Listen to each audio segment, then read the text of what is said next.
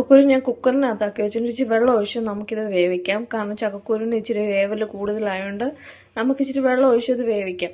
നമുക്കിന്നൊരു ചക്കക്കുരു മാങ്ങാക്കറി ആക്കിയാലോ? ഞാൻ ആവശ്യത്തിനുള്ള മാങ്ങ അരിഞ്ഞു വെച്ചിട്ടുണ്ട്. അത് ഇച്ചിരി വെള്ളത്തിൽ ഇട്ട് വെച്ചേക്കണം. കുറച്ച് നേരം അത് വെള്ളത്തിൽ ഇട്ട് വെക്കുമ്പോൾ അതിന്റെ പുളി മാറാനെ കൊണ്ട് അത് വെള്ളം ചേർത്ത് ഇച്ചിരി അരച്ചെടുത്തിട്ടുണ്ട്. നമ്മൾ കുക്കറിനകത്ത് വേവിച്ച ചക്കക്കുരു ഞാനൊരു മൺചട്ടിയിലേക്ക് ആക്കിയിട്ടുണ്ട്. ഇനി അതിനകത്തേക്ക് നമുക്ക് മാങ്ങ ഇട്ട് കൊടുക്കാം. അരിഞ്ഞു വെച്ചിരിക്കുന്ന മാങ്ങയില്ലേ, അത് നമുക്ക് ഇട്ട് ചേർക്കാം. മാങ്ങ ആഡ് ചെയ്ത് ഇനി അതിനകത്ത് മഞ്ഞപ്പൊടി, ഉപ്പും ഇച്ചിരി കറിവേപ്പിലയും കൂടി ഇട്ട് കൊടുക്കാം.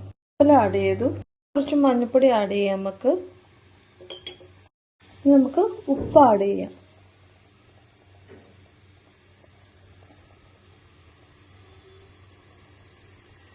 ഇനി ഇതൊന്ന് വെന്ത് വരുന്നിടം വരെ നമുക്കത് വെയിറ്റ് ചെയ്യാം.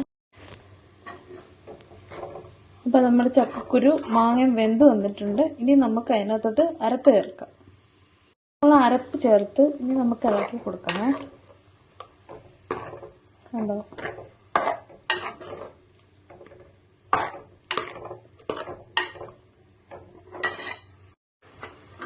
ഇനി അതൊന്ന് തിളച്ചേരട്ടെ.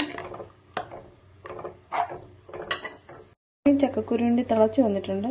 ഇനി നമുക്ക് കടുക് വറുത്തതിനകത്ത് ചേർക്കാം. കടുക് വറുക്കാൻ വെളിച്ചെണ്ണ ഒഴിക്കാം. കൊച്ചുള്ളിയും പച്ചമുളകും ചേർത്ത് ഇനി നമുക്ക് അതൊന്ന് വഴറ്റി കൊടുക്കാം. അത് മൂത്ത് വന്നിട്ട് നമുക്ക് തീ ഓഫാക്കാം. എന്നിട്ട് കറിയിലേക്ക് ആഡ് ചെയ്യാം.